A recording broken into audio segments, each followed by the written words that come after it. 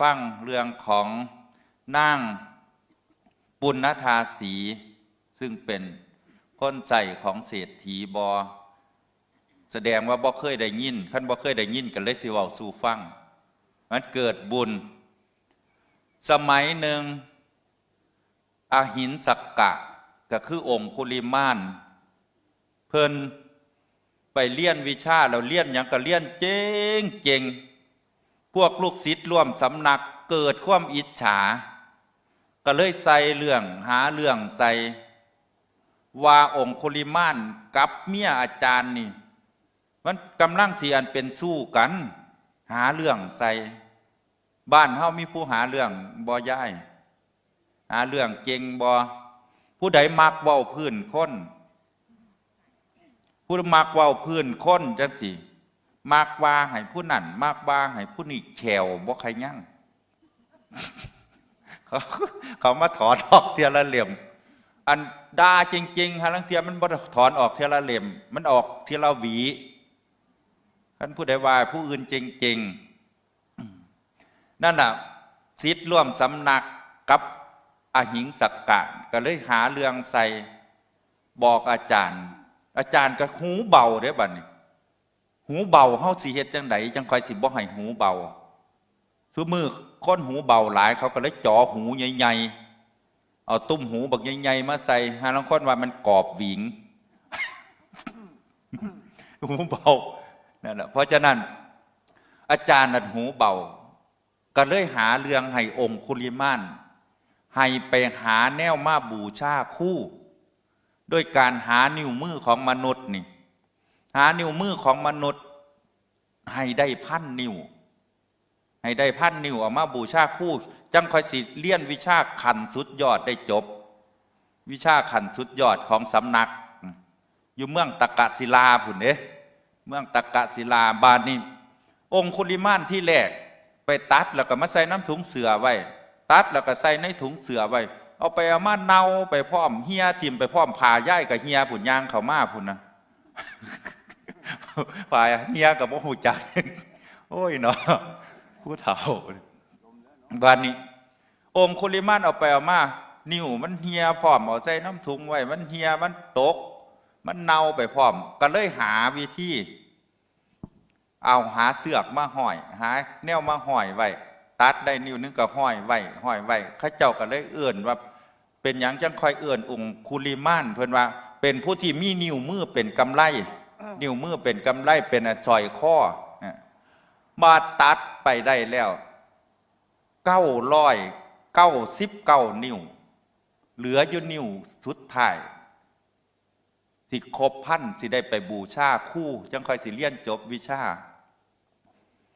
พระเจ้าประเสนที่โกศลในขณะนั้นบอกทหารเตรียมทหาร500 นายกองทัพสร้างกองทัพมาสิออกไปปราบโจรองคุลิมานคนเดียวนี่พ่อแม่ขององคุลิมานได้ยินว่าพระเจ้าประเสนที่โกศลสิออกไปจับไปฆ่าลูกเจ้าของฟ้าวแลนตื่นตั้งแต่ดึกบ่ตื่นดอกแล้วบ่ได้นอนบ่ได้แล้วเป็นห่วงลูกคือหมวดย่ายเป็นห่วงลูกนอนหลับบ่เอาลูกไปเที่ยวบ่ท่านให้กลับนอนบ่หลับนั่งเฝ้าอยู่หันเอาย่ำใดสิกลับมาเนาะอันนี้แล้วก็นั่งถ่ายย่ำใดใกล้สิแจ้งเนาะสิเฝ้าแลนไปก่อนกองทัพสร้างกองทัพมาพอดีในตอนเช้าพระสัมมาสัมพุทธเจ้าสินั่งตรวจตาเบิ่งสัตว์โลกว่าสัตว์โลกผู้ใดที่พ่อที่สิไปโปรดได้พอดีองคุลิมานปิ้งเข้ามาเลยเด้เข้ามาสู่คายพยานปิ้งเข้ามาคืออันเขาทรงขอควมหากันในโทรศัพท์ปิ้งเข้ามาเห็นองคุลิมานปุ้ยอยู่ไก่บ่แม่นไก่ได้ย่ายตั้ง16 โยชน์ละ16 กิโล16 โยชน์ไก่ปันไดเอา16คูณด้วย16เอามันสิเป็นจัก100 กิโล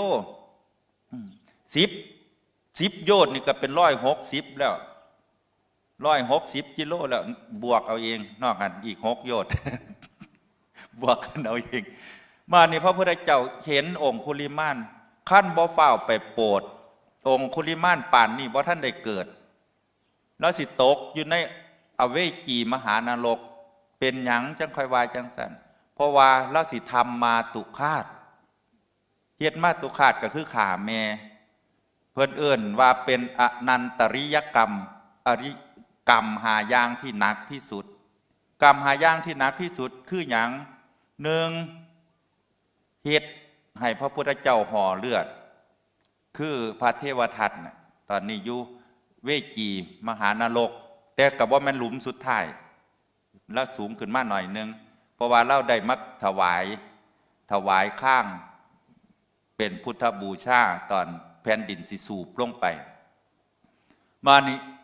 อย่างที่สองก็คือฆ่าพระอรหันต์อย่างที่สามยุยงสงฆ์ให้แตกแยกกัน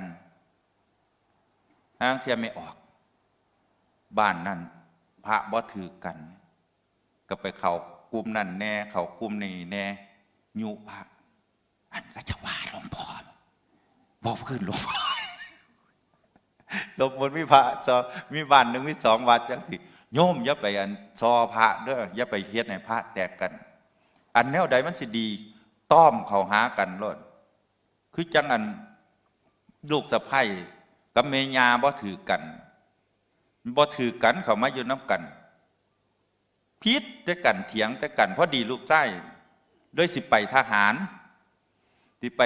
จับได้ใบแดงสิไปทหารแล้วนี่เหตุจังใดเนาะแม่กับเมียคือบ่ถือกันผู้แม่กับว่าปักทิศเมียมึงจะมาขี้ไล่คักขี้ไล่แน่เฮ็ดจังใดมึงสิไปฝึกอยู่ตั้ง3 เดือนเฮ็ดจังใดมันสิบ่ฆ่าแม่บ่ผู้เมียกับเว้ากับผัวไอ้ทิศแม่เจ้าจะแม่นเป็นตาสั่ง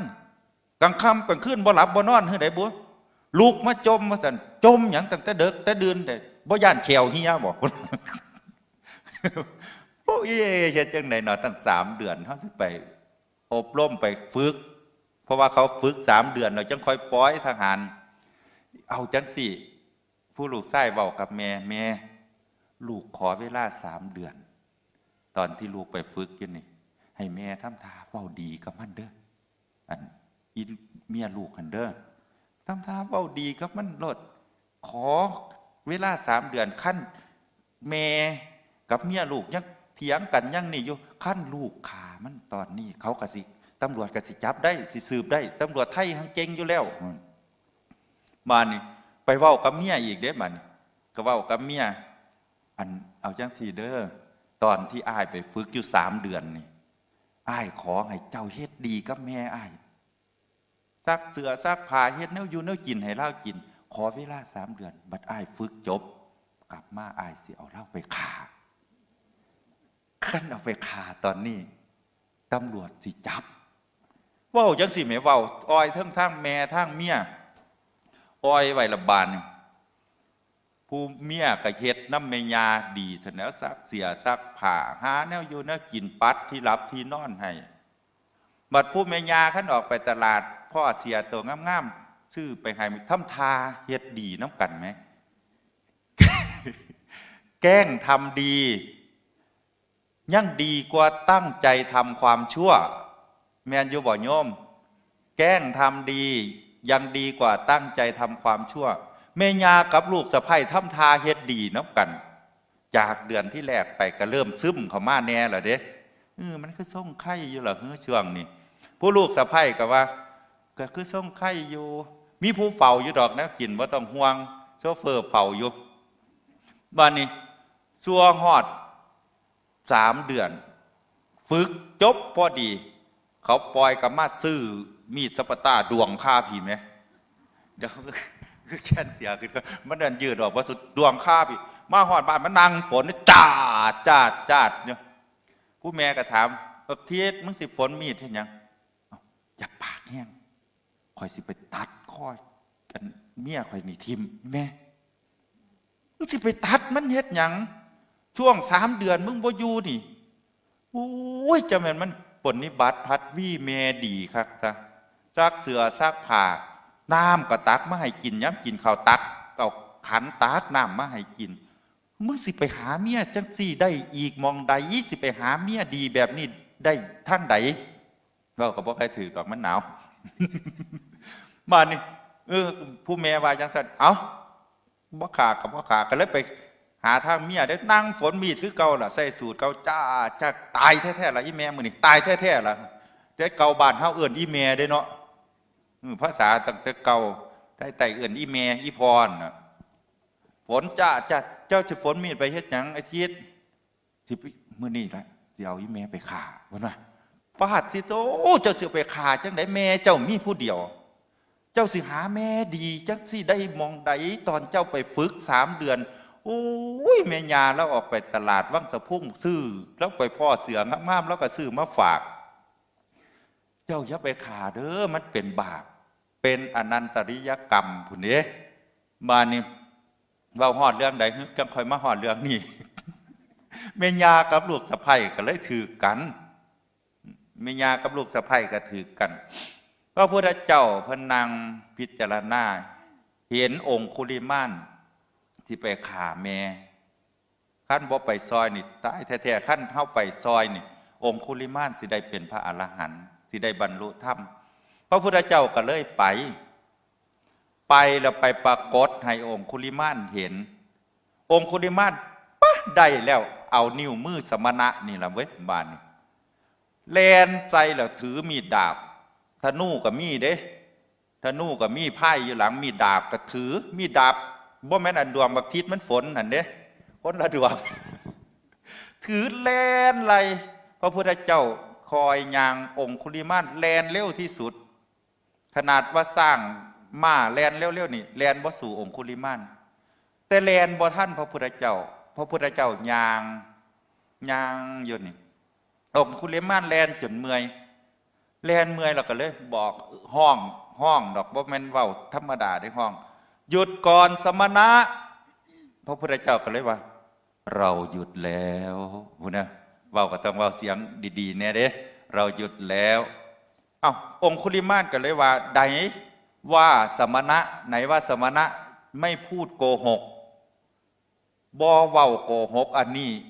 เป็นหยังขนาดว่าท่านได้หยุดนี่คือเว้าว่าหยุดพระพุทธเจ้าก็เลยว่าเราหยุดจากการฆ่าแล้วหยุดจากการเบียดเบียนแล้วมีแต่เธอที่ยังไม่หยุดพ่อได้ยินเท่านั้นดาบตกแป้งแรงลงจากมือไหมย่ายอันนี้มันเข่าทางใดบุญเข่าทางหยังเข่าทางหูพ่อได้ยินเท่านั้นน่ะคนที่มีบุญสั่งสมมาแต่ก่อนเป็นหยังคนที่ขาคนหลายๆเป็นหยังจังคอยมีบุญ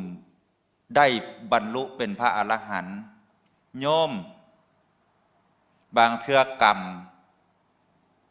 ขนาดเป็นพระอรหันต์กรรมยังนำไล่ยังนำเบียดเบียนเป็นพระพุทธเจ้ามือเพื่อนสิปรินิพพานพามเอาเนื้อหมูมาถวายเสวยลงไปท้ายเป็นเลือดเป็นนั่นเป็นพิษในท้องในไส้ก็คือกรรมของพระพุทธเจ้าตั้งแต่ก่อนที่เป็นหยังไปเมืองนั่นเป็นหยังจังคอยถือคนน้ำวาน้ำดาเขาจ้างอโคสักกะพามน้ำดาขั้นบ่ขั้นเล่าไปด่าผู้ใดบ่เครียดนี่เราบ่เอาเงินจักบาทรับประกันต้องเครียดเป็นหยังจังค่อยเป็นกรรมยังสั้นเพราะว่าสมัยก่อนพระพุทธเจ้าตอนเป็นพระโพธิสัตว์อยู่ตอนกำลังบำเพ็ญบารมีเพิ่นไปว่าพระอรหันต์ก็เลยกรรมชาติสุดท้ายก็เลยถือเขาน้ำดาแล้วโยมถ้าเทียโยมดวงบ่ดีโยมไปให้หลวงพ่อหลวงตาสะเดาะเคราะห์สะเดาะกรรมแก้กรรมให้มันสิแก้ได้บ่ขนาดพระพุทธเจ้ายังแก้บ่ได้โยมคิดเด้ออันนี้เว้าให้คิดเดี๋ยวขั้นหลวงตาผู้ใดแก้กรรมได้อยู่นี่บ่มีดอกเนาะขอโทษเด้อขั้นหลวงตาอยู่น้ำวัดบ้านนอกบ้านหน้าแก้กรรมได้แสดงว่าเก่งกว่าไผเก่งกว่าพระพุทธเจ้าอันนี้บุญเว้าเรื่องบุญเข้าทางหูมันก็เลยล่ามมาฮอดนี่ซื่อๆดอกบุญเข้าทางหู คือองคุลิมานแล้วก็เลยได้มาบวชได้บรรลุธรรมเป็นพระอรหันต์ก็ยังถือเขานำเอาก้อนหินดึกกับก้อนหินนี่จนว่าหัวแตกต่อมาบุญเข่าทางใจมัทกุลทลีเทพบุตรเล่านอนป่วยพอเล่ากับพ่อนี่ขี่ทีขนาดลูกป่วยบ่พาไปหาหมอไปหาขุดเอายาหากไม้มาฝนให้กินลูกป่วยหนักบ่ให้นอนอยู่ในเฮียนย่านคนมาเบิงย่านคนมาเห็นสิ่งของย่านคนมาขอเอาลูกออกมานอนไว้นอกซ่านบ้านเฮาเดี๋ยวนี้มีนอกซ่านบ่ฮะแต่ก่อนนอกซ่านมีเนาะเดี๋ยวนี้นอกซ่านหดเข้าไปเบิดไหม มีแต่ส่งบ้านส่งเพิ่งหมาแหงนแม่นบ่แต่ก่อนบ้านเฮาเอิ้นส่งหมาแหงนแต่เดี๋ยวนี้มาเอิ้นส่งโมเดิร์นพุ่นน่ะ โอ้ยเป็นแต่คิดอยู่เด้ส่งโมเดิร์นนะครับหานอกซ่านก็บ่มีบัดนี้เศรษฐีเอามัทกุลทลีออกมานอนอยู่ข้างนอกย่านเขามาเยี่ยมอาการของลูกย่านมาเห็นสิ่งเห็นของย่านเขามาหยิบมาจับเอามาขโมยเอาไปเอาออกมานอนไว้นอกซ่านพระพุทธเจ้าก็ตรวจเบิ่งสัตว์โลกคือเก่าน่ะย่ำมื้อเช้าด้วยพระมหากรุณาธิคุณเด้ที่เฮาจุดธูปจุดเทียนเดี๋ยวนี้จุดธูปเล่มที่1บูชาพระปัญญาคุณเล่มที่2พระมหากรุณาธิคุณเล่มที่3ดอกที่3พระบริสุทธิคุณที่เฮาจุดธูปโยมฮู้จักอยู่บ่จุดธูป3ดอกนี่คือบูชาพระพุทธเจ้าจุดเทียนน่ะก็คือบูชาพระธรรมกับพระวินัย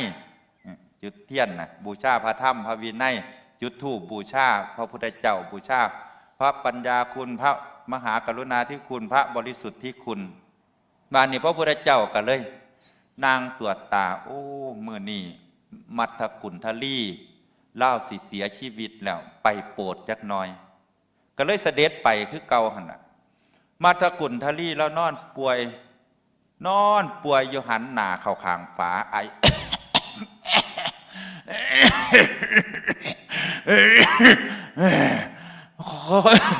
คนสิตาย คนสิตายก็สินอนสินอนร้องเพลงอย่างสิบ่เนาะก็สินอนไอ หันใจก็สิบ่อิ่มเขาเจ้าเอื้อนหันใจป่าเห็นบ่คนหันใจป่าสิตายมันก็เฮ็ดจังไดมันหันใจเงือบงาบอย่างพระพุทธเจ้าเสด็จไปมัทกุลทลีบ่ได้หันหน้ามาทางถนนหนทางพระพุทธเจ้าก็เลยเปล่งพระรัศมีไปอยู่ข้างฟ้ามัทกุลทลีมื่นตาเบิงมื่นตากับมื่นได้เครื่องเดียวดอกคนใกล้สิตายแล้วเนาะเห็นพระรัศมีเป็นรูปของพระพุทธเจ้าเปล่งประกายอยู่ฟ้าบ้านก็เลยว่าถ้าบุคคลแบบนี้บ่แม่นพระพุทธเจ้าสิแม่นผู้จังใดอีกเพิ่นคิดในใจเด้คิดในใจเพราะว่าไปวัดพอกับบ่ให้ไปย่านลูกเอาเงินไปท่านบ้านเฮามีอยู่บ่ให้ยายพอออกมีอยู่บ่เมียไปวัดบ่ให้ไปย่านเมียเอาของไปท่านพ่อใหญ่เคิมแล้วด่าให้ยายวาดแล้วสิเอาแล้วเอาศาสตร์ไปท่านเอาไปท่านให้มันเบิดหันละยังให้มันมีนางว่าให้เมียบัดแล้วตายไปแล้วตายแล้วฟื้นสิไปเอาศาสตร์มาบังอีหยังแน่ก็บ่ได้ไปหยิบเอาเขาตีมืออันนี้บ่แม่นของเจ้าแล้วก็เถียงเขาของเมียคอยตัวนี้เมียเป็นหยังตอนย้ายวาดแล้วสิเอาของมาท่านจะจมให้เล่ามันบ่แม่น ก็เลยบ่ได้ใส่น้ำกันบ่ได้ของไผของมันบานิมัทกุลทลีแล้วก็เลยคิดว่าคนจังสี่ขั้นบ่แม่นพระพุทธเจ้าคือสิหาบ่ได้อีกแล้วก็เลยขอนบมือกับนบบ่ได้คนป่วยก็เลยขอนับถือเอาพระ เบื่อตั้งใจขาดปั๊บปิ๊งพุ่นอ่ะไปเกิดอยู่เทิงสวรรค์เป็นเทพบุตรได้ชื่อว่ามัทธกุลทลีเทพบุตรนี่แหละอันนี้เพิ่นเอื้นว่าบุญเข้าทางใจเด้นี่ย่ายแม่นบ่บุญเข้าทางใจกับเพียงแต่คิดยกมือไหว้ก็ยกบ่ได้คิดว่าขอถือพระพุทธเจ้าเป็นที่เพิงเป็นสรณะนี่ก็คือข้อที่สองแล้วบุญเข้าทางใจแล้วบุญเข้าทางตาฟังได้ย่ายบุญเข้าทางตาบัดนี้นางปุณณธาสีเป็นคนใส่ของเศรษฐีคืนนั้นเศรษฐีใส่ให้เราไปต่ำเขาสมัยตั้งแต่ก่อนต่ำเขาคกม่องนี่โว้ยตั้งแต่ก่อนไปเหยียบหางคกม่องเก่งขึ้นยังสมัยเป็นคนเพิ่นอยากอวดพลังไปเหยียบหางคกม่องต่ำเข่าซอยผู้สาว ท่านเดี๋ยวเด้อคกม่องไปต่ำเข่าซอยผู้สาวแล้วมีเพิ่นนึงเล่าหลานใส่เสือสเก็ตฟิล์มไปแต่บ่แม่นอาตมาเด้ต่ำเพิ่นสิไปนั่นล่ะสิไปเรียนสาวผู้สาวก็ต่ำเข่าสองใหญ่น้องเพิ่นก็ใส่เสือสเก็ตฟิล์มย่ำหนาวไปย่างไปสมัยแต่ก่อนไปละฮอดเคืองทางปวดท้ายบัดนี้แวะเข้าไปทายตั้งแต่ก่อนผู้เฒ่าโบราณเพิ่นเอิ่นว่าเนาะขี่ง่อยขอนนอนสูบยามันมีความสุขขึ้นยังได้ขี่ง่อยขอนนอนสูบยามันบ่นอนกินข้าวแล้วนอนทอดทะเนิงสูบยาทวนมีความสุขบ้านนี้เพิ่นเจ้าผู้บ่าวนี่เพิ่นกับไปแวะเข้าข้างทางเขียนขอนหนึ่งเพิ่นก็ขืนง่อยบัดถงเสือสเก็ตฟิล์มบัดย้อนลงกันตำบัดขี่มันบัดก้อนแก้นบัดนี้ตกปกลอกกิ้งเข้าถุงเสือไม่ย่ายกิ้งเข้าถุงเสือบัดไปฮอดบ้านผู้สาวเพิ่นก็บ่ฮู้เนาะบ่ฮู้ไปฮอดเพิ่นก็ไปนี่แล้วมาเดี๋ยวอ้ายสิเหยียบหางคกม่องให้ดอก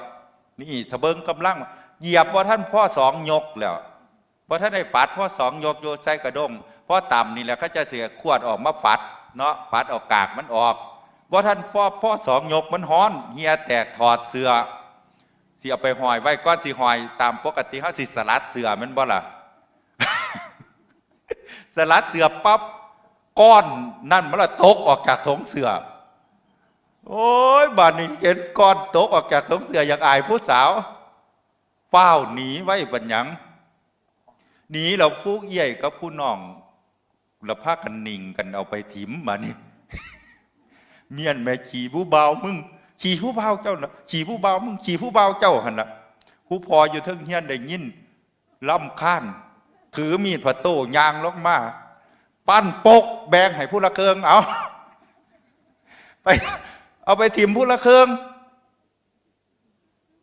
ยังบ่ท่านได้แล้วเด้แม่มึงลงมาเอามีดไปล้าง เบิดขอบย้อนพูดเดียวเอาไว้เขามาหานั่งปุณณธาสีมันใกล้สิเบิดเวลาแล้วได้สิบ่ได้เว้าเรื่องบุญมันคนจังสิปากมันมักเว้าหลายเรื่องอันนี้นั่งปุณณธาสีแล้วต่ำเขาอยู่เบิดขึ้นในคืนนั้นบนภูเขาชิชกูฏพระข้าเจ้าปฏิบัติธรรมย่างไปย่างมาบางเทื่อก็มีพระมาใหม่สิมีพระองค์หนึ่งที่เพิ่นชื่อว่าพระทัพพระมันระบุตรองค์นี้เจงเพิ่นสามารถเพ่งไข่ฟ้ามือนี่เป็นล่ำแสงไฟฉายได้ซองทางผ้าพระขั้นตุกะที่มาถึงไม่ไปพักหาหมองพักได้นั่งปุณณธาสีแล้วก็ต่ำเขาแล้วก็เหลียวเบิงเทิงภูเขาป้าดเพราะผู้เป็นเจ้าที่อยู่เทิงภูเขานี่เพิ่นบ่สบายบ่งูกัดบ่ฉีเข็บกัดบ่แมงงอดตอดบ่คือยางไปยางมาตั้งที่แท้เพิ่นปฏิบัติธรรมเบิดขึ้นสอดแจงบัดนั่งต่ำเข่าแล้วนั่งกันเลยปั้นเอาเข่าก้นโคกนะต่ำให้มันเหนียวพร้อมเนี่ยปั้นเอาเข่าก้นโคกในประเทศอินเดียเขาเจ้าเอื่นว่าแป้งเข่ากับบุตรเอาไปจี บ่แม่นจีดอกขางไฟบ้านเฮาเอิ้นข้าวจีมันบ่แม่นข้าวขางหางคนฮอดข้าวทอดพุ่นน่ะตัวเฮาว่าข้าวจีเริ่มท่านข้าวจีย่างไปซองเบิ่งบ่เห็นจีจักเทื่อมีแต่ย่างคันจีถิ่มลงไฟแม่นบ่ล่ะภาษาบ้านเฮาคันเผากับมกก็บ่คือกันอีกเด้จีก็คือเคียทานออกมาเฮ็ดท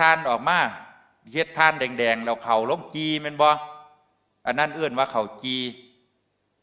อันเผาก็ไฟลุกๆเอาไปเผาอันมกก็คือเคียขี้เถ้าออกมาเอาเข้าซุกแล้วเคียขี้เถ้ากบนั่นเขาเจ้าเอื้อนว่ามกอันนี้เว้าแสดงว่าเฒ่าเติบเราได้เนาะเว้าพื้น นั่งก็เลยจี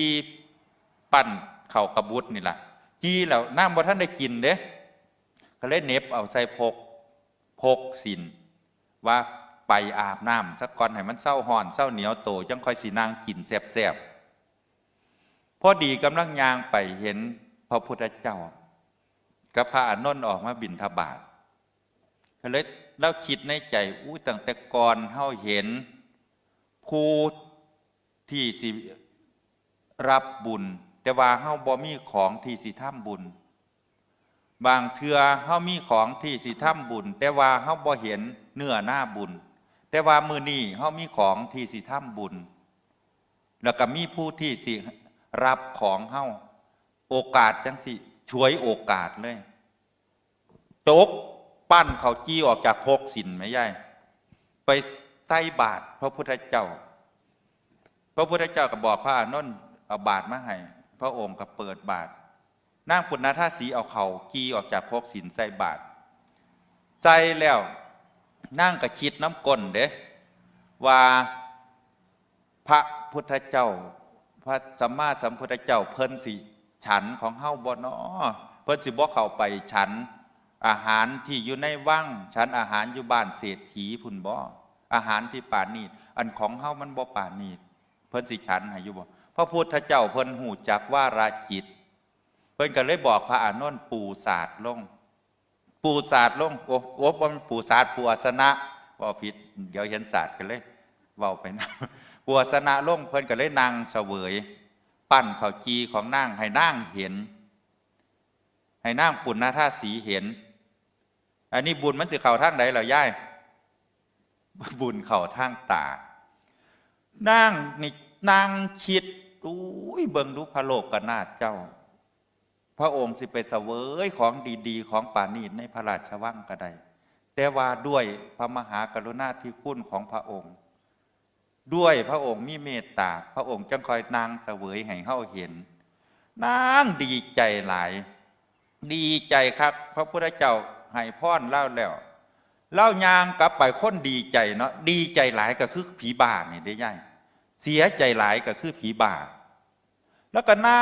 งเบิดเจ้ยไปแล้วร้องเพลงของเล่าไปไหมร้องเพลงพุทธังสรณังคัจฉามิธัมมังสรณังคัจฉามิสังฆังสรณังคัจฉามิไปตั้งแต่ก่อนเขาเจ้าร้องเพลงจังสี่เด้บ่คือสมัยทุกมือนี่เขาร้องเพลงจังไหนเอาฮะยายทุกมือร้องเพลงหาลังเทียโอ้ยฟังแล้วก็จะอ่อนน้ำเขาอยู่ดอกแล้วล่ะเต่าง้อยว่าฉันบอกเต่าง้อยอันนี้ก็ลมพัดตึงตั้งแต่ก่อนลมบ่พัดจังหวัดเลยแห้งปานนี้ตั้งแต่อีนั่งอันนี้เอาเพลงลมพัดตึงมาลองใหม่ลมก็เลยแห้งนั่งหลับบ่เบิงหยังยางไปงูเห่าตอดเล่าละตายกับหม่องแมงูเห่าอีหยังกับพิษแห้งพ้นเนาะบ่แต่ตอดตายปั๊บแล้วไปเกิดอยู่เทิงสวรรค์เป็นเทพธิดาทำบุญย้อนปั้นด้วยปั้นข้าวจีก็ได้ไปเกิดเป็นเทพธิดาแต่โยมก็อย่าเอาตามนั่งก็ได้ดอก